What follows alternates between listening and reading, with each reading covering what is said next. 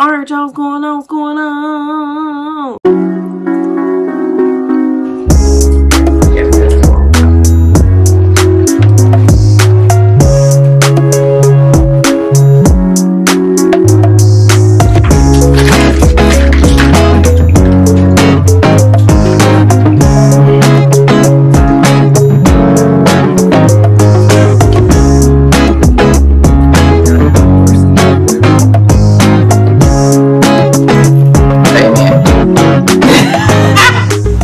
All right, so today I got me a little meatball tortellini soup. Okay, so if you're new to the channel, please subscribe to the channel. Go and subscribe. Even if you aren't new, if you haven't subscribed, definitely go and subscribe to subscribe to the channel. Hit that bell so you get notifications the next time we post a video. Leave us some comments down below. Let us know things you like to see us try, things you like to see us cook. Interact with us because we do like to hear from you.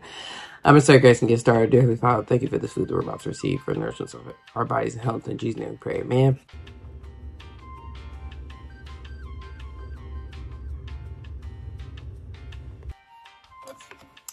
So I wanted meatballs. I don't even know why. I also wanted some soup because I told y'all that I'm not really, well, I probably sound worse than I feel. I actually feel a lot better today than I have been. Just got like some lingering, like, you know what I'm saying, low cut gesture, you feel me? And stuff like that. Okay, you feel me? So in here I've got some cheese tortellini, some croquetto meatballs, two different kinds. One of them was just like a flame broiled one, Italian style, and the other one was like this grass fed. It was like Simple Truth grass fed Italian style meatballs. Some kale, carrots, celery, onion, some seasonings, and mushrooms. And yeah, I was thinking about making something with some meatballs and tortellini. And then I was looking at this magazine. It was a soup magazine, actually. Or a magazine that had a whole bunch of soups. I don't know if it was necessarily a soup magazine, but it was featuring a whole bunch of different types of soups. And one of them was like a tortellini and meatball soup. And I was like, ooh, that sounds good.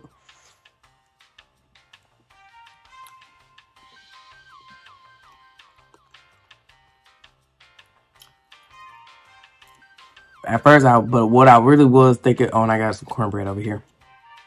I was also thinking about making something with the tortellini still again, but like using pesto and just kind of make it like a pasta dish or whatever. But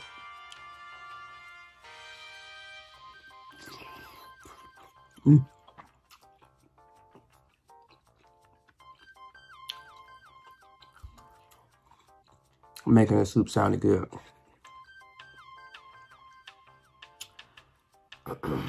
And I needed something to make for my brother to eat tomorrow for lunch. Ooh. But I really wanted like smaller meatballs. I didn't want these dinner size ones. I wanted bite size ones, but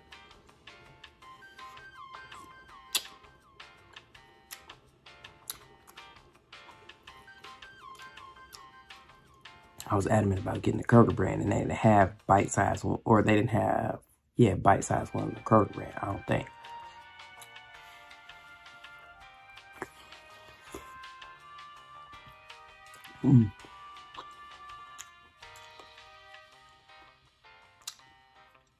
My brother might not want to eat this, though. So then I gotta figure something else out. Oh, you know...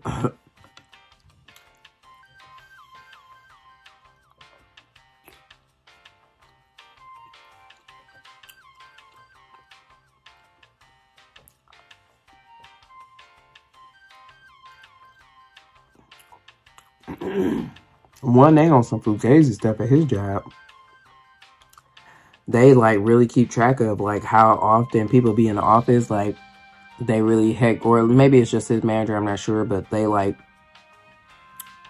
want them to make sure that they in the office 60% of the week or the month or something like that. I don't even know, but his manager had said something to him about having not been, I think he's like at 58 or he was at like 58 or something.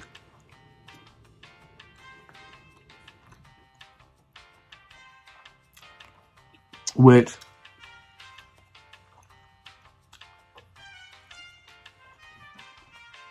he be at work because he be over here.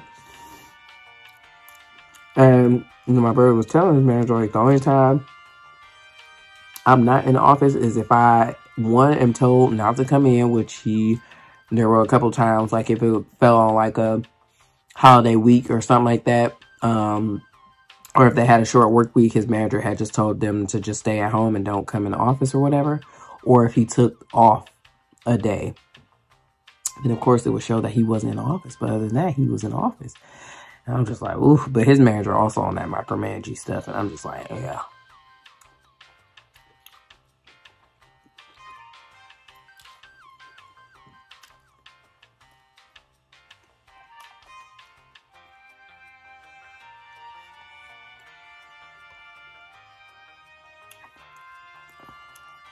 I got to get away from that because I can't do that.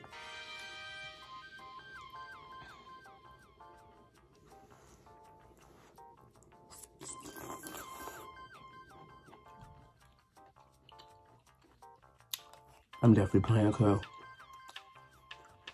It's straight out the pot.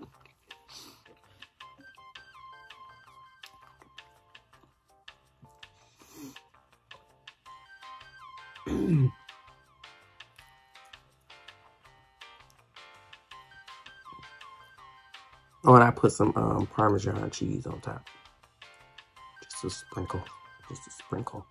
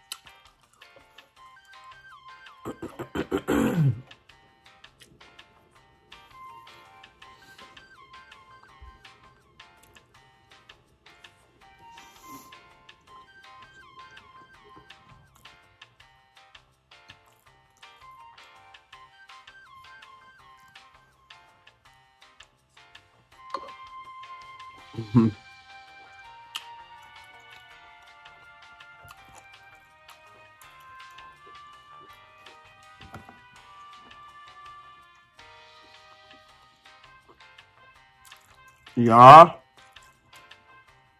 did y'all, I know y'all had to have seen, even if y'all ain't watching, I'm sure y'all seen people probably people talking about Risa Tisa or whatever, the chick who did a 50-part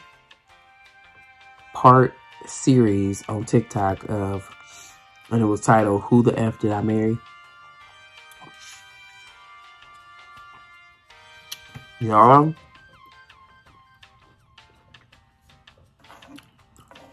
that was wild. Now, I'm probably going to talk about some specific things, so this is a spoiler alert if you have not watched. I will say that it's 50 videos, 50 10-minute long videos. I watched every one of them. I can't. Oh, Yasmin. So don't. If you're gonna plan on watching this, stop. Well, you know, just put me on mute, girl.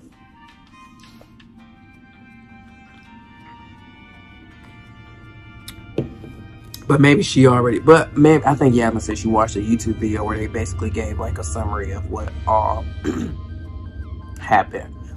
But basically, this lady met this dude on Facebook dating and Hinge, but I forget which one. He had 2 different profiles. I think the Facebook dating one is where she had met him and they had actually went out on a date or whatever. But she basically met this dude. He a habitual liar. No, what she said, a pathological liar. Okay.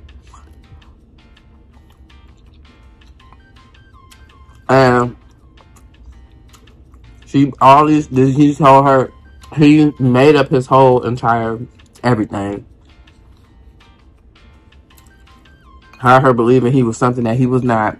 The man said that he was a VP of a condiment company based in Georgia, that he had once lived in California, that he had only been married one other time, and that the ex-wife like was trying to get money from him and all sort of kind of stuff. Like the divorce was nasty. He filed for divorce because the ex-wife cheated on him. I mean, the lies that this man told was crazy.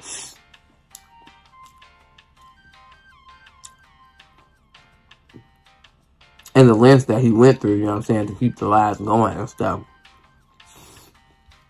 I just really feel bad for homegirl, for real. I mean, in some instances now, she was very, you know, seemingly very honest about, you know, what she was going through and why she did certain things. A lot of it just really boils down to she didn't want to be alone. You know what I'm saying? Like, or at least that's what I would take it as. Like, she was trying to save face. She didn't want her marriage to fail. You know what I'm saying? She didn't want to, I don't know, just didn't.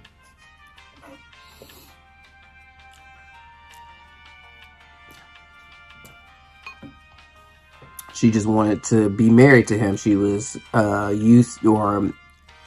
happy about or getting used to like him providing financially, to where she didn't really have to, like, her money was to take care of herself, basically. He paid all the household bills and stuff. I mean, dude lied about his family.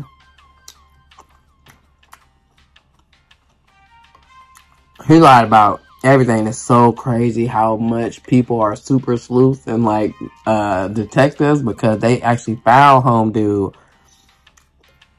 one of his Facebook pages, because she said that he has made multiple pages trying to reach out to her, but then people found his Facebook page and I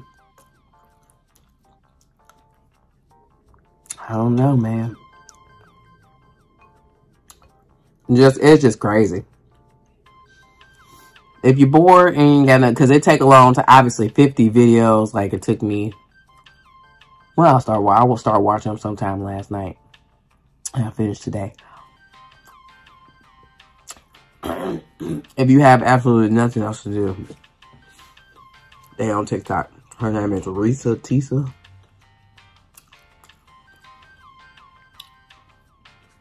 But if you just search, who TF did I marry,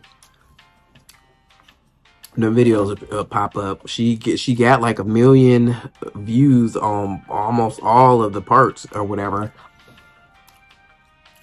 And the reason why it was so many parts, because she just wanted to make sure she went into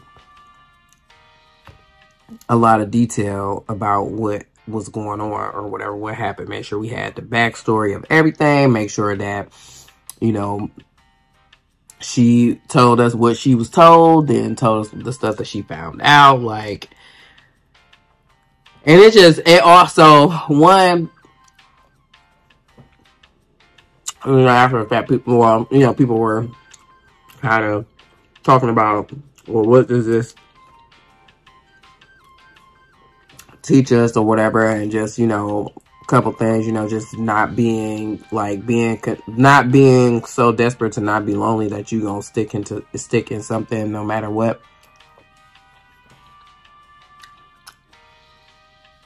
And child, I understand that. I understand not to do that, okay? Because I've definitely been there.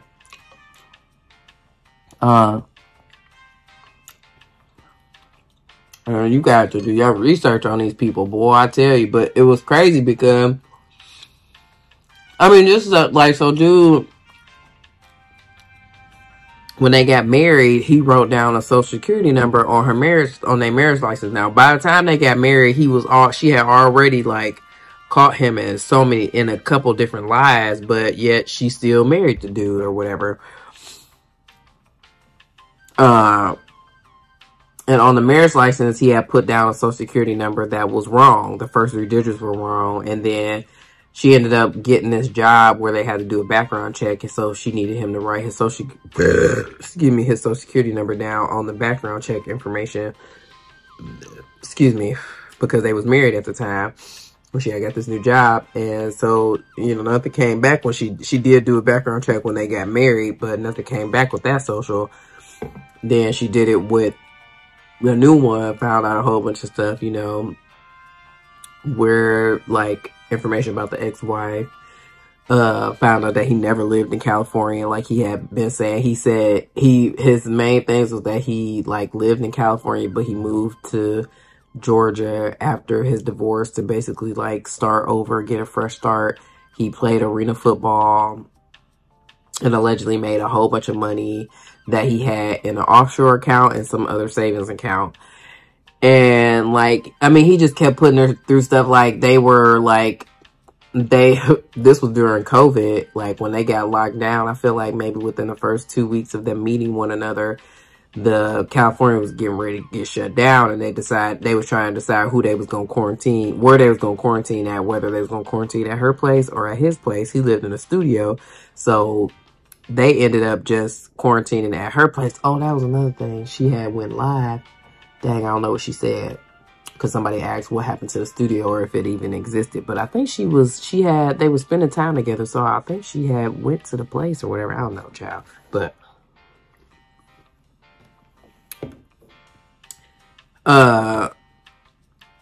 she let the man move in with her, like, and this was like within a month of them, you know, meeting one another.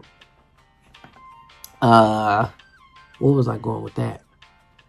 I don't even know, child. But oh, so then after quarantine, they were talking about, like, getting a bigger place or whatever, because I think she ended up getting pregnant, child. And she had a miscarriage, unfortunately, but fortunately for her, and I'm sure she said that she was grateful that she didn't have a baby by him. Like, man. And so many people were saying that she dodged the bullet, like, even his family, you feel me? Like, his family don't rock with him or whatever, because they all know he a liar. And it's so crazy, because I guess he had went a whole bunch of stuff. She found out a whole bunch of stuff, ended up kicking the man out on his birthday, no less. Kicked him out this apartment that she had, the same apartment that she had when she met him. And he went to Philly, where he was from, and told his family that she had kicked him out. She had kicked him out, took his money, because he had walked in on her cheating with a law enforcement officer who had used his duty weapon to threaten him to leave the house or whatever. Definitely didn't happen. And so one of his cousins called to confirm the story, because they know he be lying. And, you know, she told the ex-wife told the cousin what had happened or whatever. And dang, where I was going, I had a point to tell.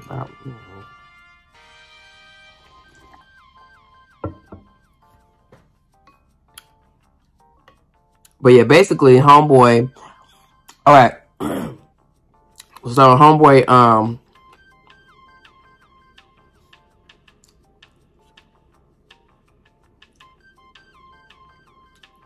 that sorry, that was mushroom. Sorry, that's disgusting to be doing on camera. But I didn't know what that. I'm like, what the heck was that?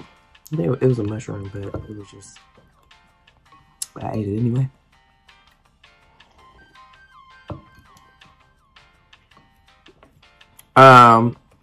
Yeah, so 50 parts of information. Goodness gracious. But she met the dude on a dating app. Clearly they hit it off. Things would move very fast. Moved in together within a month. I'm sure a whole bunch of other lies had happened or whatever, but she was talking about the main ones. Like I said, he said that he said that he worked for a condiment company in Georgia. At the time that they met, he was a regional manager. During the course of their relationship, or no, this was right when she was getting ready to, when she had the miscarriage and she needed to have surgery, he had just was about to get a promotion to VP of production or something like that. And he had showed her these fake documents showing that he was going to be promoted to VP.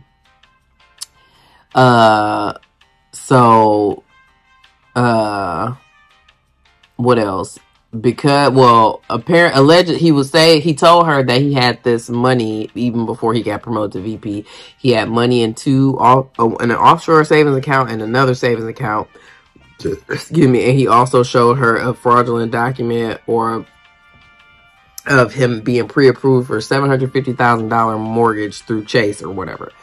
So when they started talking about moving or whatever, they started looking at houses that allegedly he could afford because of the mortgage pre-approval and the money that he had from playing arena football. He allegedly said that, one, that they won championships, and two, that he was very smart about his money. He invested and he had,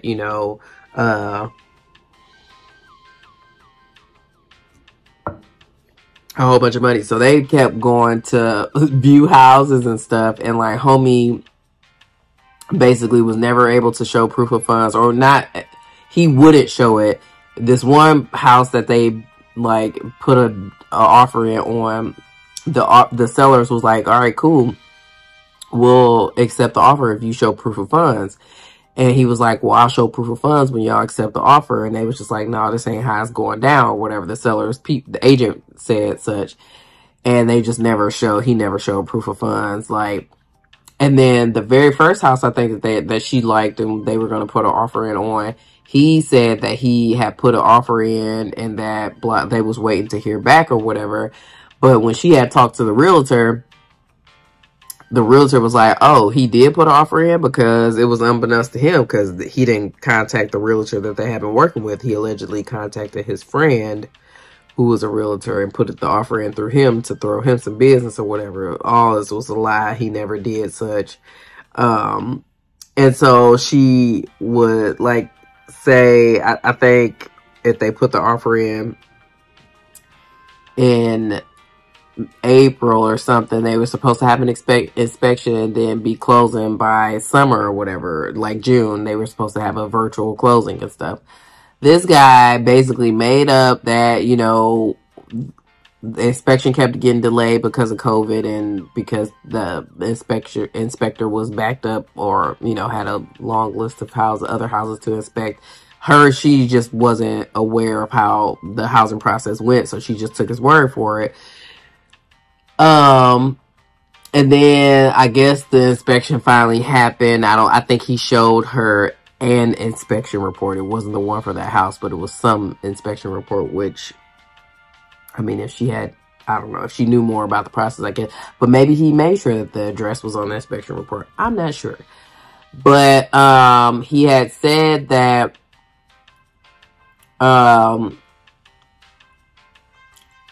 he had put the offer in, the inspection happened, now they were just waiting to do the virtual closing.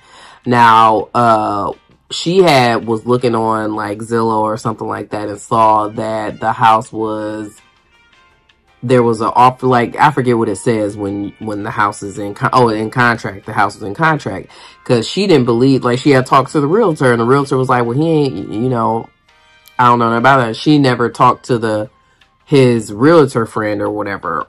It's like, personally, but I guess he would have this man would have conversations on the phone with himself. He would have conversations in front of her, and there would be nobody on the other line. He literally did this all the time in front of her, which is crazy. That is next level psycho stuff. Like, you sit here having fictitious phone calls and conversations with people every day, all day around me. Like, that's crazy to me. Like, I don't know. So, anywho, this, I guess I could see how this, because it's a lot of information you got to divulge. I could see why it was 50. I don't think it needed to be 50 parts, though.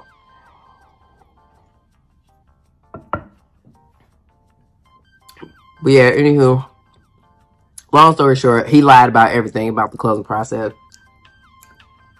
They did not close on this house, although it was crazy because when she kept checking Zillow, it was like coinciding with where they were supposed to be in the housing process, but she didn't know if it was them or not. And when the house closed, when it was off the market, I think it sold.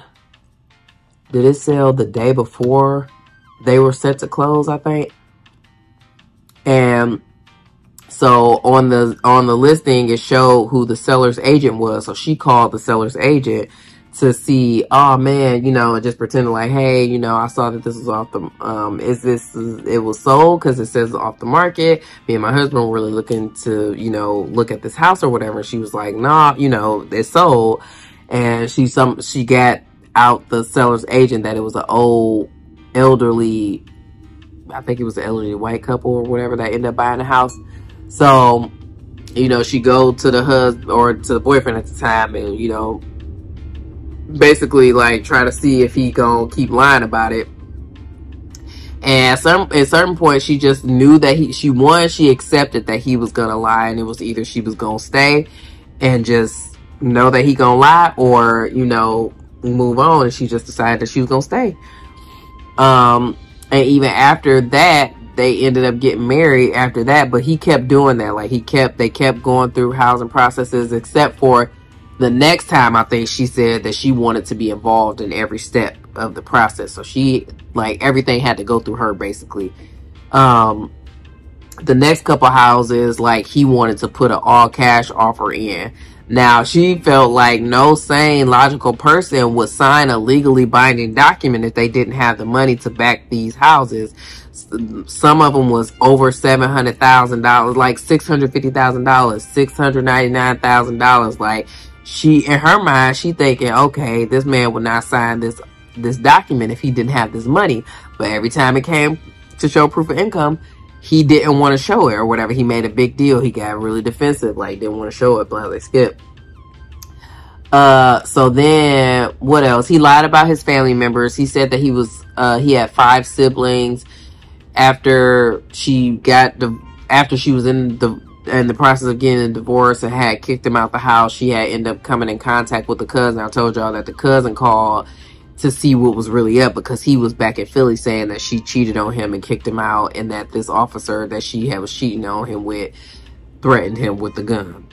And so she was about to say, ended up talking to his actual blood brother. He only got 2 siblings, 2 brothers.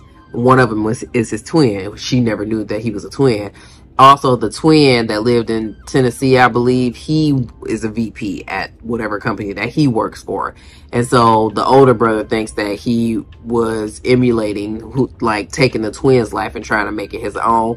And also, I guess, like he said that he made so the ex-husband was acting like he was talking to the older brother every day, like literally I guess as they're both getting ready for work in the morning, he was acting like he was talking to the older brother. The older brother said he ain't talked to him in years, and he said he know not to call me because he know I beat his tail if he you know called me or whatever.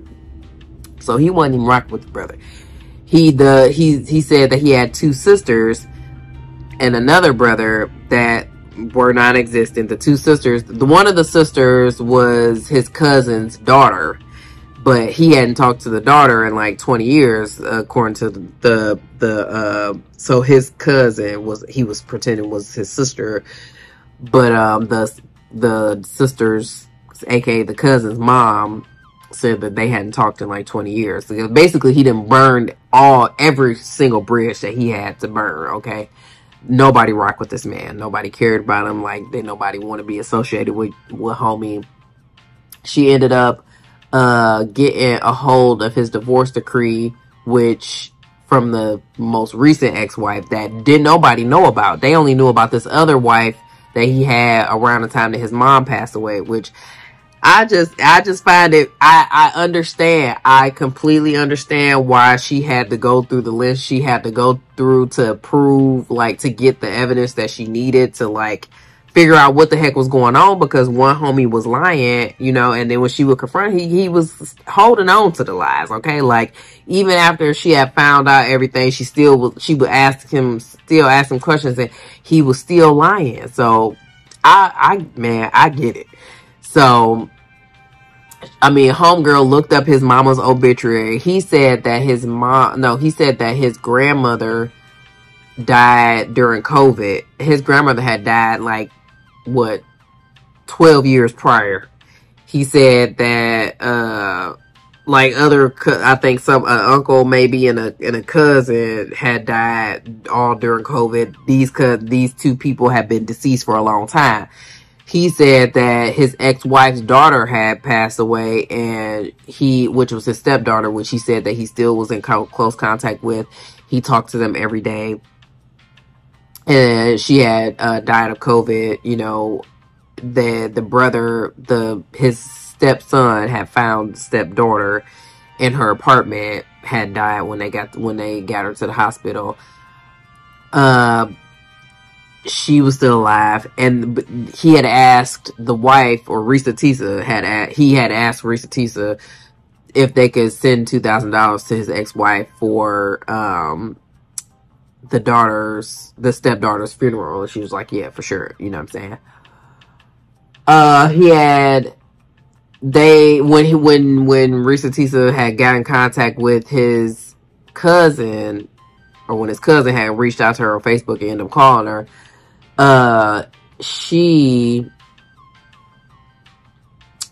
they didn't know about her. They didn't know that he had got married, which is crazy, because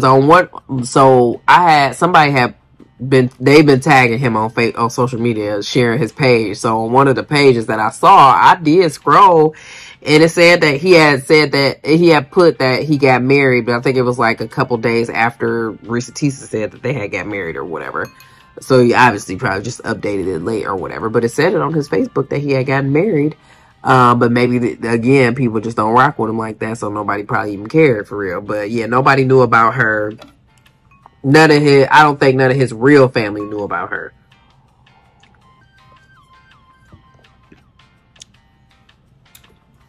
Basically, the man was a bum, okay? They said he didn't really keep jobs for long. When she met him, she said that he had told her that he was he was regional manager of the condiment company, and he had been working there for, like, I don't know, some years. You know what I'm saying? Years prior. He was a temp at the condiment company, and he was driving a forklift or something like that. Something. As she found these employment documents in this book bag that he had left at her at their house when she had kicked him out.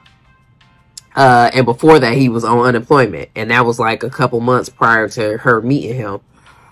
Child, I mean, it's a lot to the story. It is, because 50 parts, that's a lot of information, okay? But basically, man, he ain't had the money that he said he had. He didn't work where he said he worked. He lied about family members, and about his relationships. He stayed fabricating phone calls. Like, he literally all the time would be having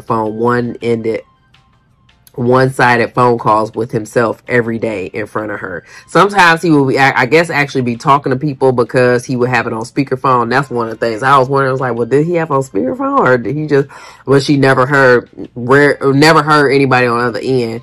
Some people she did meet, none of them were his real family members. He had this aunt that was near them, but it wasn't their real aunt. The older brother said that was his mom's old best friend, but he was like, I don't trust that. Like, what else? And then something was going on towards the end of their marriage where he just became really increasingly sick, and like, he just was losing a lot of weight, and she still to this day don't know what's wrong with him. Now, people have been speculating that he had that the HIV or whatever, you know what I'm saying? But she said said that she confirmed that she is healthy. Though she said the only thing that's wrong with me is that I need to lose a little weight, but she said she healthy, so she don't think that he gave her anything, basically. But she also did say that after a while, like he basically turned it off in the bedroom. So, you know, they say, she was like, you know, most people say that it'd be the women, but in her case, it was him. But he also he had cheated on her with a prostitute, I guess, that he had found on POF. Maybe that could be where he got it from.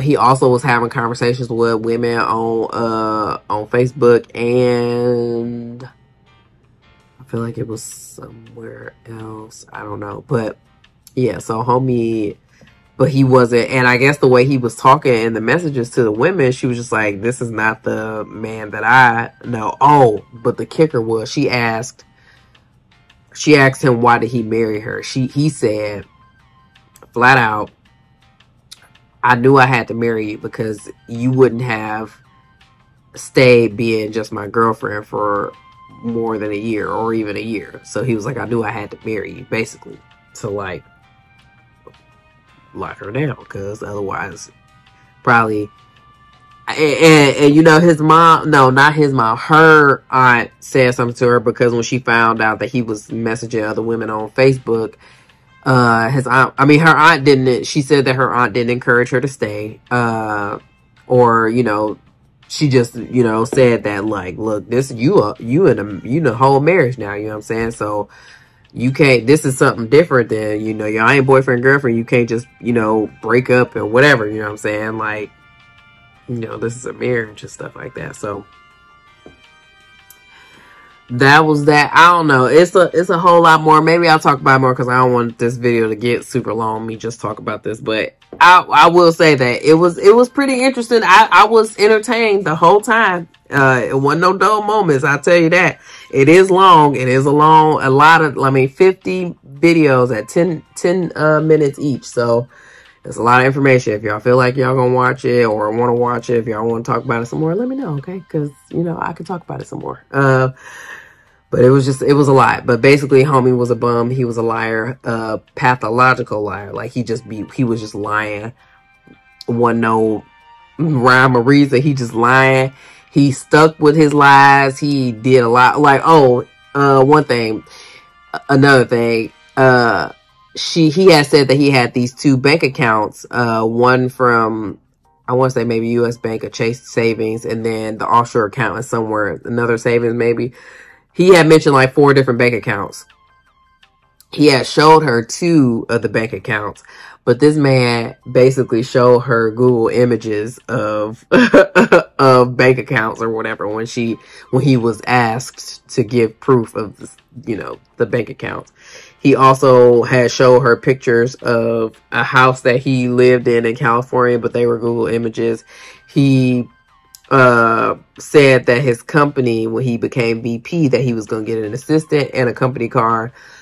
He was pretending to be the assistant himself, and the company car he had got images off of Google, which that's what I was trying to figure out. Like, did he not send you pictures of him in the car, of him in the house? Like, that's what I was thinking when she said that he would show her pictures of the houses and stuff. You know, a bit basically, and I feel her, but I mean, and it's to a fault, but for me, I just feel like I believe people until I get a reason not to believe. And so, I mean, and they say, I get it. Like, she just, you know what I'm saying? A lot of times she knew better. She, you know what I'm saying? I think hindsight 2020, you know, looking back, she do feel like a lot of it, you know, obviously she brought on herself. She, you know, blase skip, but I don't know, child. Okay. I'm gonna get up out of here, y'all. That's it. That's all. Thank you so much for watching this video. If you like this video, give it a thumbs up. Leave some comments down below. Let us know things I see us try out, things I see us cook. Interact with us, because we do like to hear from you. And subscribe to the channel. Go ahead and subscribe. Hit that bell so you get notifications the next time we post a video. And we'll see you in the next one. Peace out.